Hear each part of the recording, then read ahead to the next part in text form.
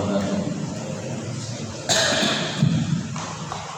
Alhamdulillah, nahmaduhu wa nasta'inuhu wa nastaghfiruh wa na'udzu billahi min shururi anfusina wa sayyiati a'malina. May yahdihillahu fala mudilla lahu wa may yudlil fala hadiya lahu. Asyhadu an la ilaha illallah wahdahu la syarika lahu wa asyhadu anna Muhammadan abduhu wa rasuluh. Ya ayyuhalladzina amanu taqullaha haqqa tuqatih wa la tamutunna illa wa antum muslimun. Ya ayyuhan nasu ittaqu rabbakum alladzi khalaqakum min nafsin wahidah wa khalaqa minha zawjaha wa batha minhuma rijalan katsiran wa nisaa'a.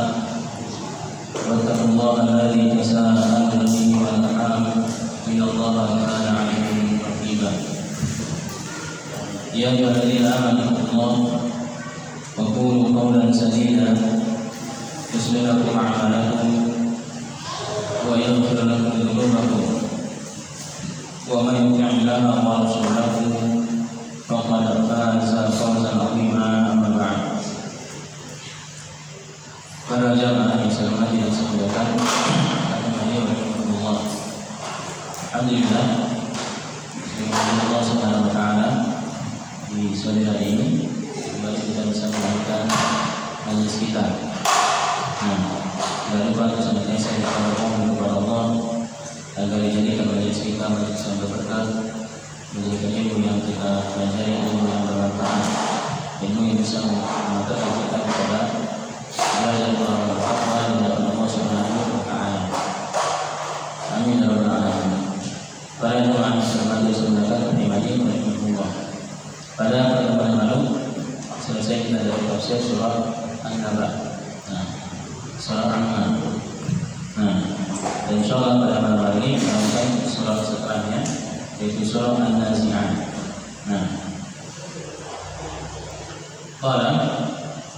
Allah Subhanahu Wa Taala berfirman, "Wan nazi'ati gharqa,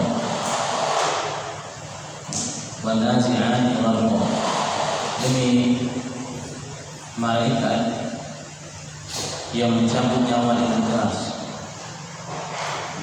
Demi malaikat yang mencabut nyawa dengan keras. Disebutkan di sini, "Uqsimu bil malaikati allati tanzimu arwah al-kufari naz'an syadidan." Aku bersumpah dengan malaikat yang mencabut ruhnya orang-orang kafir dengan naz'an syadidan, dengan cara yang keras, dengan cabutan yang keras. Kemudian wan nasyiqati nashqa,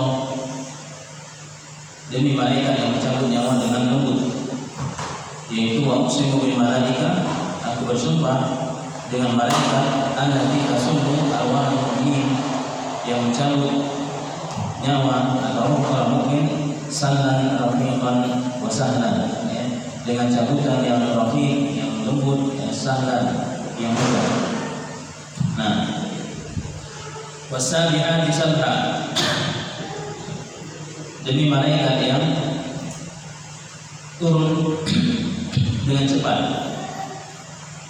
yaitu dikatakan wa uqsimu bil malaikati allati, dan aku bersumpah demi malaikat yang tanzilu minas sama'i, turun dari langit, ilal ardi, ke bumi, bi amrillah, dengan perintah Allah Subhanahu Wa Taala, nuzulan syari'an, dengan turun yang dengan cara yang cepat.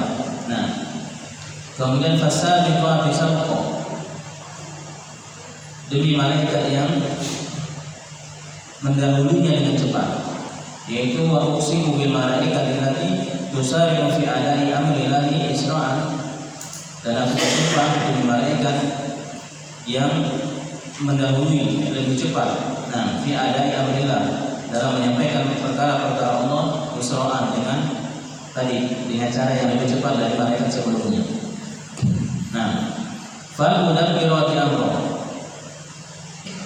dan dari malaikat yang mengatur perkara, yaitu wa uqsimu bil malaikati, dan aku bersumpah demi malaikat al-munafilati, yang mengatur amr Allah, perkara-perkara Allah Subhanahu wa taala. Nah, ini sumpah Allah Subhanahu wa taala di 5 ayat pertama. Nah, setelah itu Allah taala setelah menyebutkan sumpahnya, Allah menyebutkan perkara yang Allah sumpahkan, yaitu akan terjadinya hari kiamat. Nah, akan terjadinya hari kiamat. Itu Allah sebutkan sampai ayat yang ke 14 ya, atau ayat yang ke ayat yang ke-14. Baru setelah itu Allah menyebutkan kisahnya Nabi Musa dari Fir'aun. Nah, di awal surah ini, di awal surah An-Nazi'at, Allah Subhanahu wa taala bersumpah dengan makhluknya. Ya. Yang mana Allah Subhanahu wa taala ketika bersumpah dengan makhluknya, maka itu boleh bagi Allah Subhanahu wa taala. Beda dengan makhluk. Kalau makhluk mereka tidak boleh bersumpah kecuali dengan nama Allah Subhanahu wa taala. Ya, Rasulullah sallallahu alaihi wasallam bersabda, "Man halafa bi ghairillahi faqad asyrak." Siapa yang bersumpah dengan selain nama Allah, maka mereka terjatuh kepada perbuatan kesyirikan. Nah, sehingga tidak boleh bagi hamba bersumpah dengan selain nama Allah. Ya. Meskipun dengan nama Nabi sallallahu alaihi wasallam, bersumpah demi Nabi, ya, demi orang tua, demi Al-Quran, maka ini tidak dibolehkan. Ya. Kita hanya boleh bersumpah dengan nama Allah Subhanahu wa taala. Adapun Allah Subhanahu wa taala bersumpah dengan apa yang Allah kehendaki. Dan Allah Subhanahu wa taala tidak dipertanyai terhadap apa yang Allah perbuat. La yas'alu amma yaf'al wa hum yus'alun. Allah tidak ditanyai terhadap apa yang Allah perbuat, tapi kita lah yang akan dipertanggungjawabkan, dipertanyakan oleh Allah terhadap apa yang kita lakukan. Nah, Allah bersumpah sesuai dengan kehendak Allah Subhanahu wa taala. Ketika Allah taala bersumpah dengan makhluk, maka itu menunjukkan keagungan makhluk tersebut. Nah, kebesaran makhluk tersebut, ya, yang kedudukan di sisi Allah Subhanahu wa taala. Nah, di awal 5 ayat pertamanya Allah taala bersumpah demi malaikatnya. Nah, demi malaikat. Nah, ini juga hal yang dimaklumi di antara rukun dari rukun iman kita kepada Allah Subhanahu wa taala adalah kita beriman dengan adanya malaikat. Ya, kita imani adanya malaikat, kita imani bahwa malaikat adalah makhluk yang Allah Taala ciptakan. Kemudian malaikat, atau kita beriman kepada malaikat dengan apa yang Allah namakan malaikat, ya, secara rinci, dan yang tidak dinamakan oleh Allah kita imani secara global. Kemudian kita juga imani akan tugas-tugas mereka. Nah, di antara tugas-tugas mereka apa yang Allah sebutkan dalam ayat ini. Nah, dan siapa yang tidak beriman kepada malaikat, maka tidak tergolong orang beriman kepada Allah Subhanahu wa taala. Karena ini rukun dari rukun iman kita kepada Allah Subhanahu wa taala. Nah, kemudian ya Allah taala sumpahkan di sini wan nazi'ati gharqa, demi malaikat yang mencabut nyawa dengan keras. Nah, ini ketika malaikat mencabut nyawa atau rohnya orang-orang kafir. Ya, ruhnya orang-orang kafir. Kemudian setelah itu Allah bersumpah demi malaikat yang mencabut wan nazi'ati wan nasyiqati nashqa, demi malaikat yang mencabut nyawa dengan lembut. Yaitu Allah bersumpah bahwasanya ada di antara malaikat yang mereka mencabut nyawa dengan lembut, yaitu nyawanya atau ruhnya orang-orang mukmin. Nah, di situ dikarenakan seorang mukmin ketika dia meninggal dunia atau menjelang meninggal dunia, maka dia cinta untuk bertemu dengan Allah Subhanahu wa taala. Beda dengan orang kafir. Orang kafir mereka ketika hendak meninggal dunia mereka takut. Mereka takut. Sehingga dalam hadis Aisyah radhiyallahu taala atau Rasulullah SAW bersabda, "Man ahabba liqa Allah atau man ahabba liqa Allah ahabba Allah liqa'ahu. Wa man kariha liqa Allah kariha Allah liqa'ahu."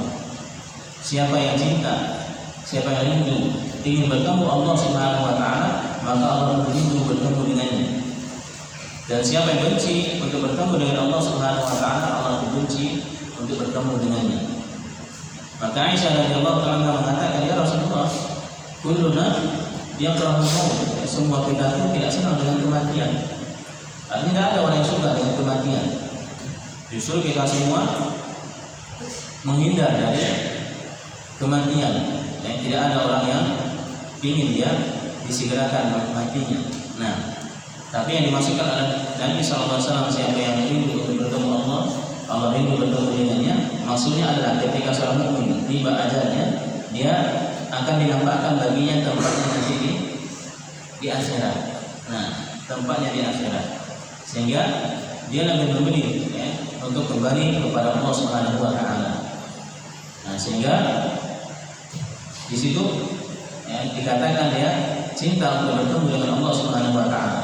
Demikian pula orang kafir, ketika menjelang wafatnya dia didatangi oleh malaikat kemudian ditampakkan tempatnya nanti di akhirat, sehingga dia pun tidak senang untuk kembali, tidak senang untuk diwafatkan. Nah, ini maksud dari sabda Nabi SAW, man ahabba liqa Allahi ahabba Allahu liqa'ahu. Siapa yang rindu cinta untuk bertemu Allah, Allah rindu cinta dengannya. Demikian pula siapa yang benci untuk bertemu Allah, Allah pun benci, tidak senang untuk bertemu dengannya. Maka keadaannya demikian, ketika mereka tidak senang untuk kembali kepada Allah, mereka memberontak, maka malaikat mencabut nyawanya dengan keras, memaksanya. Maka nanti kalau baca dari tafsirnya ulama yang lain, boleh nanti dibaca tafsir Ibnu Utsaimin rahimahullah taala, itu beliau menyebutkan begitu dahsyatnya bagaimana Allah Taala mencabut ruhnya orang-orang kafir. Nah, bahkan diibaratkan itu seperti kayu yang dipasangi paku kemudian dipintal ke rambut. Nah, dan rambut itu ditarik sampai habis semuanya. Itu perumpamaan bagaimana Allah mencabut ruhnya atau malaikat mencabut ruhnya orang-orang kafir. Nah, beda dengan ruhnya orang beriman. Makanya dalam Al-Quran, dalam ayat lain nanti sampai juga tafsiran sama kita, berlalu ayat ini, ya ayyuhan nafsul mutmainnah irji'i ila rabbiki radiyatan mardiyah. Wahai jiwa yang tenang, kembalilah kepada Rabbmu dengan apa? Keadaan diridhoi oleh Allah Subhanahu wa taala. Nah, ini orang-orang yang beriman. Orang-orang yang tidak tahu, tidak melampaui batas, yaitu orang yang bertakwa kepada Allah Subhanahu wa taala. Nah, ini keadaan orang-orang yang dicabut nyawanya oleh malaikat. Orang kafir mereka dicabut dengan keras, adapun orang yang beriman mereka dicabut dengan cara yang mudah. Nah, tapi meskipun dicabut dengan cara yang mudah, Rasulullah SAW juga bersabda, inna lil mauta la sakarat. Sesungguhnya bagi kematian itu ada sakaratnya. Ada sakaratnya. Artinya ada masa-masa yang begitu menyusahkan. Begitu menyusahkan. Nah, nyawa ditarik dari ubun-ubunnya. Nah, ditarik keluar sehingga kadang mata itu mengikuti. Mata itu mengikuti. Nah, dan dari persaksian orang-orang yang pernah menyaksikan bagaimana wafatnya orang kafir itu, memang demikian keadaannya. Ada yang mereka awalnya berada di tempat tidur, kemudian ketika setelah matinya mereka tidak berada di tempat tidur. Nah, karena begitu kerasnya cabutan malaikat. Nah, terhadap mereka. Beda dengan orang yang beriman. Beda dengan orang yang beriman kepada Allah Subhanahu wa taala. Ini dikatakan tadi, mereka tidak senang untuk bertemu dengan Allah Subhanahu wa taala. Intinya kita semua meyakini bahwasanya Allah Subhanahu wa taala apabila telah sampai akhir kita semuanya, kita akan diwafatkan oleh Allah Subhanahu wa taala. Ditugaskan malaikat untuk mencabut nyawa kita semua. Jadi ini sebuah kepastian, tidak ada yang bisa lari darinya. Tidak ada apapun upaya yang dilakukan, dokter spesialis apapun yang dikumpulkan, bahkan seandainya dia lari atau dia membangun benteng yang sangat kokoh untuk menghindar dari yang namanya kematian, itu tidak akan bisa lari darinya. Allah Taala sebutkan dalam Al-Quran, aina ma takunu yudrikumul maut walau kuntum fi burujin musyayyadah. Dan di mana pun kalian berada, kalian akan ditemui dijumpai yang namanya kematian, meskipun kalian berada di atas atau di dalam benteng yang sangat kokoh. Nah, ini dua ayat pertama. Allah Ta'ala bersumpah demi malaikat yang tugas yang mencabut nyawa, mencabut nyawanya orang kafir, kemudian mencabut nyawanya orang mukmin. Kemudian selain itu Allah Ta'ala bersumpah wasabihati sabha, demi malaikat yang turun dengan cepat.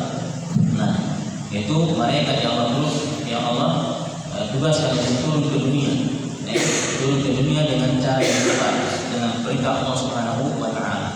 Nah, dari situ menunjukkan bahwasanya Allah Subhanahu wa Ta'ala itu berada di atas. Nah, ini akidah Ahlussunnah wal Jamaah. Dan beradanya Allah Subhanahu wa Ta'ala itu di atas itu ditetapkan oleh nas, oleh dalil dari Al-Qur'an, dari sunnah Nabi sallallahu alaihi wasallam. Demikian juga ditetapkan oleh akal yang sehat, serta juga ditetapkan oleh fitrah. Nah, ditetapkan oleh fitrah. Artinya jiwa fitrah itu ketika belum ternodai, maka dia akan meyakini keberadaan Allah Subhanahu wa Ta'ala itu di atas. Nah, dan ini sebagaimana ketika Nabi SAW bertanya kepada budak, seorang budak. Nah, ketika Nabi bertanya kepadanya, "Aina Allah?" Di mana Allah Subhanahu wa Ta'ala? Maka budak itu mengatakan di sama. Allah Ta'ala berada di atas. Nah, ini fitrah. Meskipun dia seorang budak. Bahkan kalau kita ingin membuktikan, boleh tanya kepada orang-orang kafir sekalipun.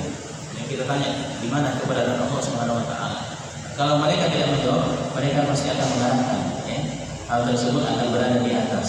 Nah, akan berada di atas. Bahkan sebagian yang menolak keberadaan Allah di atas pun secara tidak langsung mereka di beberapa hal mereka akan mengatakan nanti kita serahkan urusannya kepada yang di atas. Nah, ini memang fitrah yang difitrahkan oleh Allah Subhanahu wa Ta'ala. Nah, kemudian ada pun orang-orang yang menolak keberadaan Allah, bahwasanya Allah Subhanahu wa Ta'ala itu wujud bila makan, dan Allah itu ada dan Allah tidak perlu tempat, tidak perlu tempat. Allah tidak ada di kanan, tidak ada di kiri, tidak ada di depan, tidak ada di belakang, tidak ada di atas. Nah, karena kalau ada Allah, kalau Allah itu bertempat, berarti Allah sama dengan makhluk, sama dengan makhluk. Maka ini adalah akidah atau keyakinan yang keliru. Keyakinan keliru. Kenapa? Karena orang yang meyakini demikian, asal pokok pembahasannya dikarenakan mereka menyerupakan Allah Subhanahu wa Ta'ala dengan makhluk. Nah, menyerupakan Allah dengan makhluk.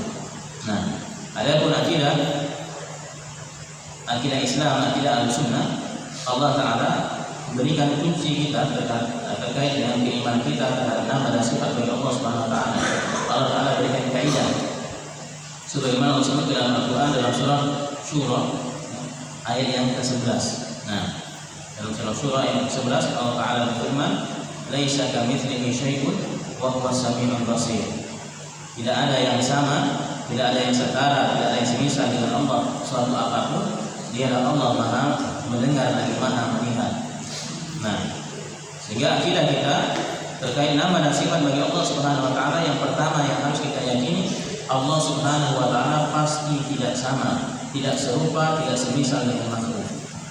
Nah, kemudian setelah itu kita menetapkan apa yang Allah sendiri menetapkan dirinya, atau apa yang ditetapkan oleh manusia yang Allah paling percaya terhadapnya, yaitu Nabi kita Nabi Muhammad SAW. Nah, yang mana beliau berucap tidak dengan hawa nafsu, melainkan wahyu yang Allah wahyukan kepadanya. Nah, sehingga kita tidak menetapkan nama dan sifat bagi Allah kecuali kita dapat dari baik dari Al-Quran maupun dari Sunnah Nabi Sallallahu Alaihi Wasallam. Nah, ada pun orang yang menolak, itu tadi awalnya karena dia mengharuskan setiap datang nama dan sifat bagi Allah, diharuskan Allah sama dengan makhluk, sehingga kalau Allah di atas, Allah sama dengan makhluk.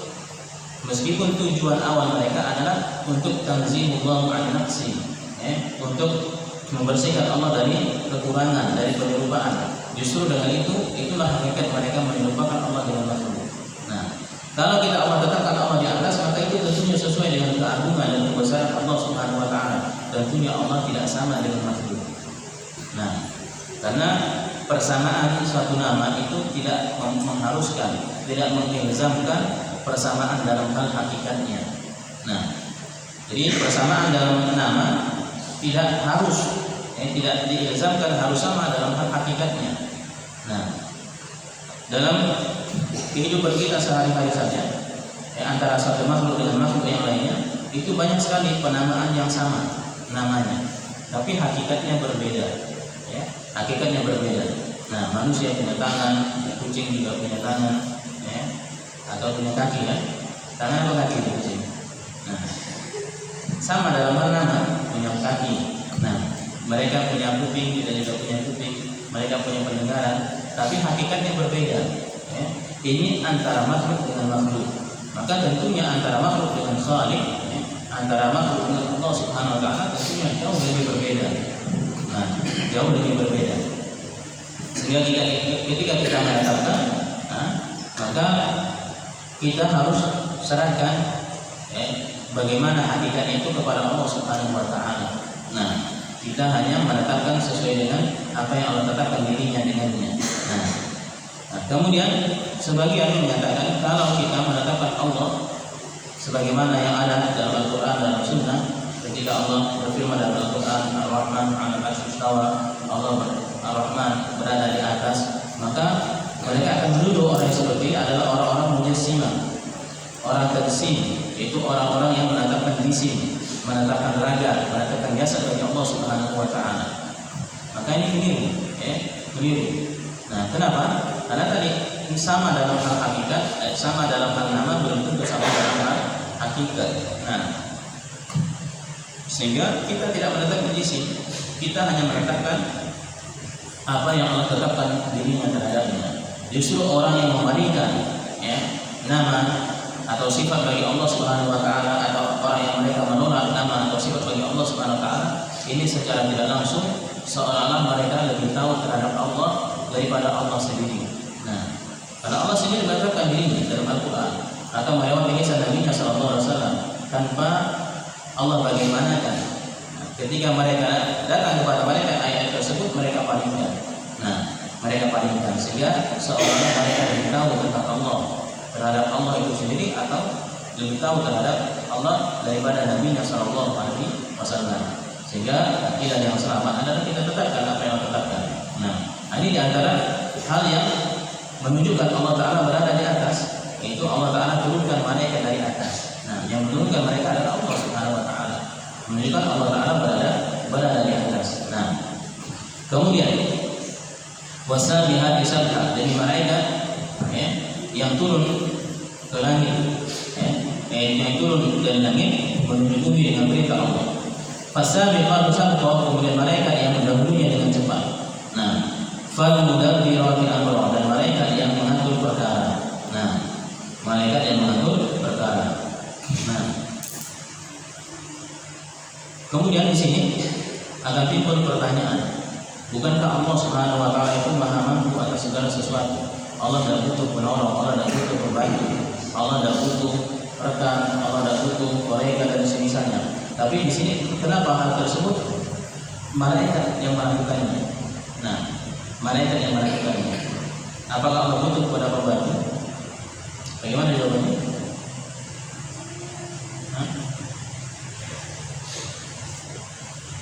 Sehingga kadang yang seperti ini menjadi dalil bagi mereka bolehnya kita berdoa kepada selain Allah Subhanahu Wa Taala, menjadikan mereka sebagai wasilah, sebagai perantara. Nyatanya dalam banyak ayat Allah Taala menegaskan Allah butuh kepada pembantu. Bagaimana Allah mencabut nyawa, bagaimana Allah Taala menurunkan perkaranya ke dunia melewati malaikat. Nah, dan mengatur perkara-perkaranya melewati malaikat. Nah, bagaimana jawaban kita? Berarti boleh kita berdoa kepada selain Allah. Ada yang bisa bantu jawab? Jawabannya ada, bahwasanya apa yang dilakukan oleh malaikat itu hakikatnya sama dengan apa yang Allah perintahkan kepada kita, yaitu kita beribadah kepada Allah, dan malaikat apa yang tugas mereka lakukan itu juga sama, hakikatnya mereka beribadah kepada Allah Subhanahu Wa Taala. Sekarang ibadah kita yang kita lakukan kepada Allah, apakah Allah butuh kepada kita? Apakah Allah butuh kepada ibadah yang kita lakukan? Tidak. Allah tidak butuh sama sekali. Justru ibadah itu kembalinya, kemaslahatannya adalah untuk kita semua. Nah, jadi Allah tidak butuh. Nah, Itu adalah tugas yang Allah tugaskan kepada mereka ketika mereka melakukannya itu bernilai ibadah di sisi Allah Subhanahu wa taala. Nah, bukan berarti Allah butuh kepada mereka sebagaimana kita beribadah kepada Allah. Nah ini bedanya imannya manusia dengan imannya malaikat. Kalau malaikat imannya kontinu, kontinu. Adapun manusia kadang apa? Kadang turun, bahkan kadang hilang keimanannya, kadang naik. Nah, tergantung dengan apa? Mereka taat atau tidak dengan perintah Allah. Nah, beda dengan mereka dalam ayat disebutkan la ya'sunallaha ma amarahum wa yaf'aluna ma yu'marun. Mereka tidak pernah bermaksiat terhadap apa yang Allah perintahkan kepada mereka. Wa yaf'aluna ma yu'marun. Mereka senantiasa melakukan apa yang Allah perintah. Nah, apa yang Allah perintah.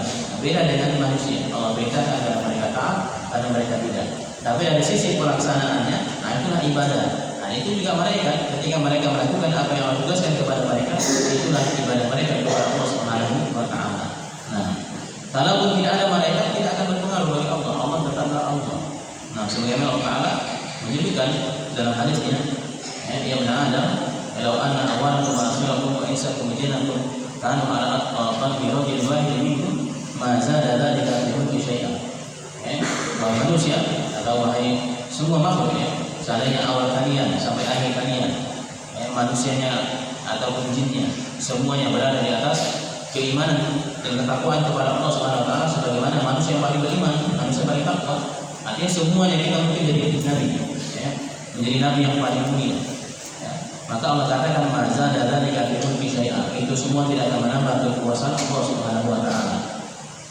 Demikian pula kalau seandainya semuanya kita kufur kepada Allah dari awal sampai akhirnya dengan kekufuran manusia yang paling kufur, semuanya kita menjadi Fir'aun, kufur kepada Allah Subhanahu wa taala, itu pun Allah katakan mana masalahnya min mulki syai'an, tidak akan mengurangi kekuasaan Allah sedikit pun.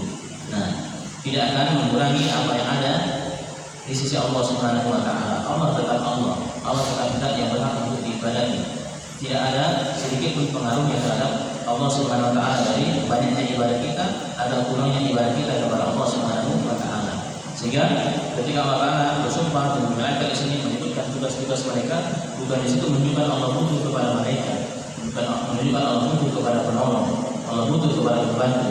Innallaha ghaniyyun 'anil 'alamin. Allah Subhanahu wa taala tidak butuh terhadap alam semesta, terhadap apapun. Nah, kemudian para jamaah yang saya hormati dan saya muliakan dalam ini, rahimahullah. Setelah itu Allah Taala sebutkan apa yang Allah sumpahkan. Nah, Allah Taala menyebutkan yauma tarjufur radifah. Hari ketika ditiupnya sangkakala yang pertama. Nah, di situ dikatakan taqrimul ardu bin nafhatil ula nafhatas saqfi. Nah, yaitu bumi akan hancur. Nah, dengan tiupan sangkakala yang pertama, tiupan yang menjadikan semua manusia mati, semua manusia meninggal. Nah, ini terjadinya apa? Terjadinya hari kiamat. Nah, yauma tarjufur radifah, hari ketika ditiupnya sangkakala yang pertama. Nah, tatba'uha radifah, kemudian diikuti oleh apa? Diikuti oleh tiupan sangkakala yang kedua, yaitu yaniha nafkatu tsaniyah, setelahnya tiupan sangkakala yang kedua liba'til khalqi, yaitu tiupan sangkakala yang kedua ini menghidupkan seluruh manusia lagi dari awal sampai akhirnya, dikembalikan lagi mereka, dihidupkan lagi semula. Nah, dihidupkan lagi semula. Nah, artinya Allah bersumpah, yang Allah sumpahkan bahwa pasti akan terjadi hari kiamat dan pasti akan terjadi hari kebangkitan. Nah, kemudian Allah Taala sebutkan keadaan pada waktu itu, qulubu yawma idzin wajifah.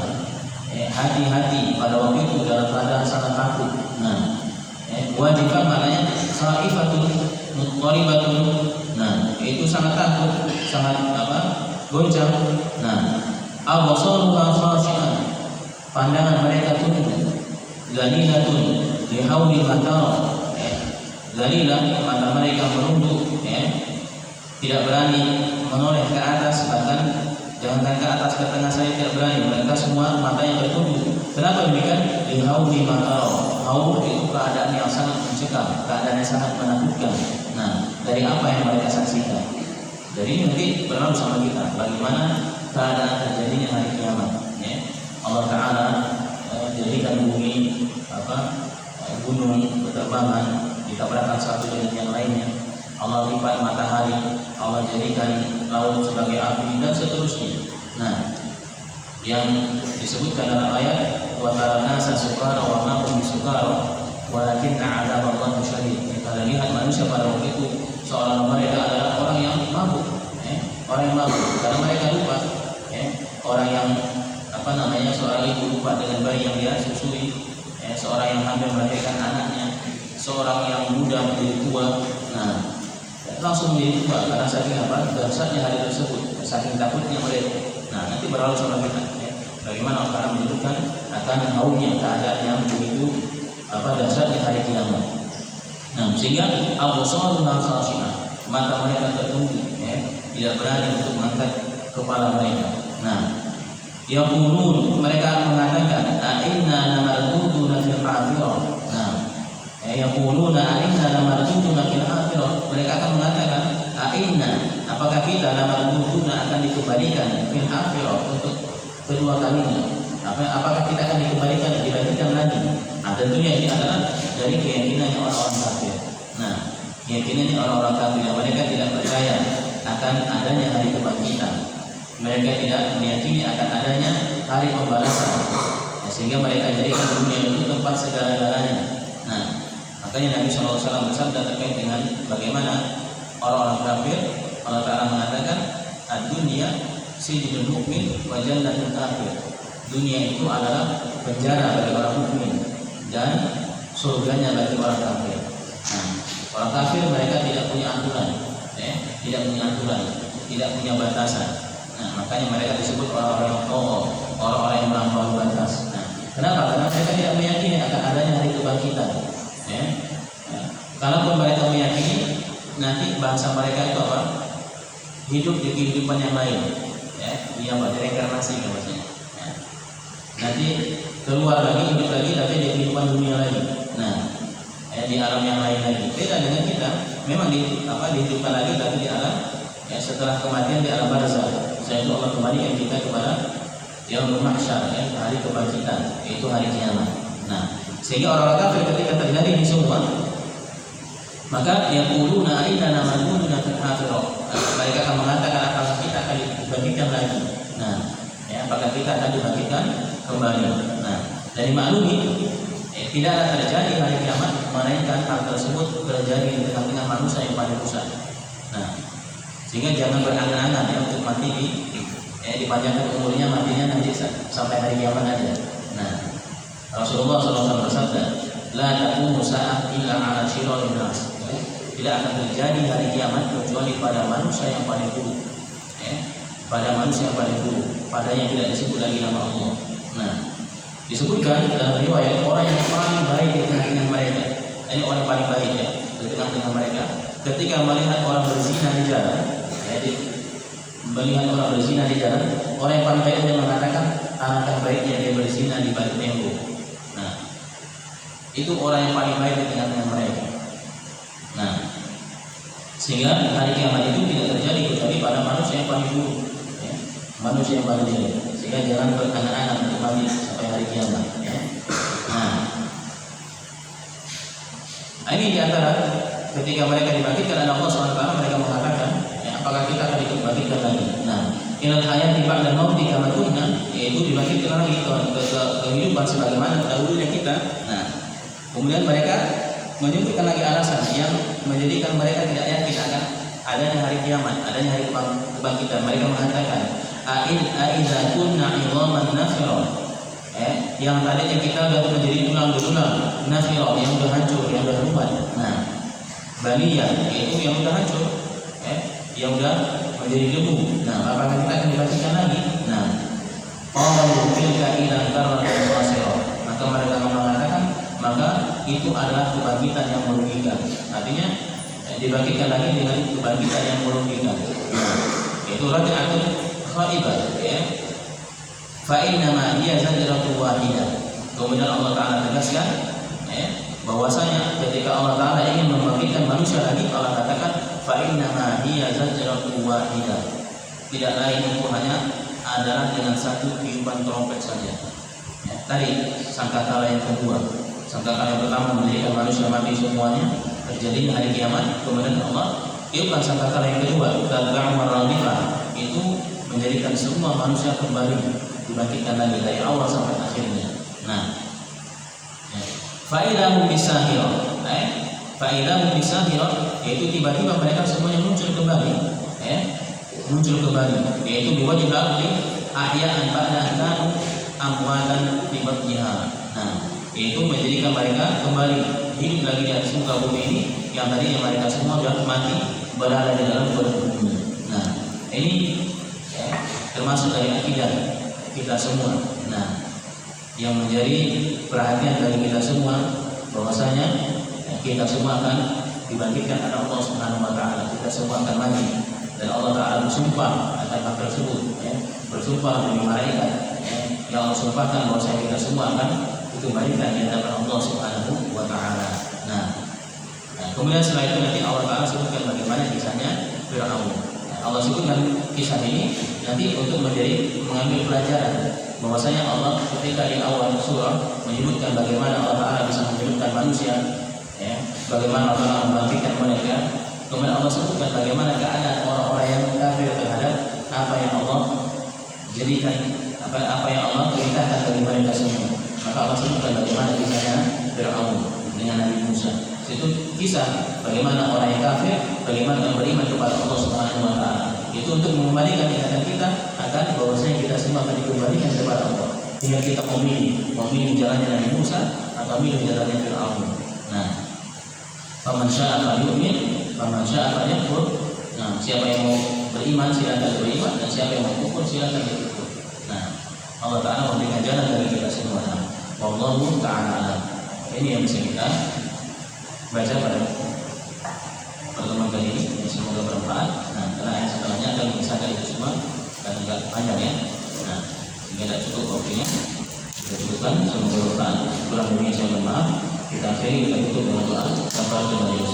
Subhanallah wa bihamdihi, asyhadu an la ilaha illa anta, astaghfiruka wa atubu ilaik. Walhamdulillahi rabbil alamin. Wassalamualaikum warahmatullahi wabarakatuh.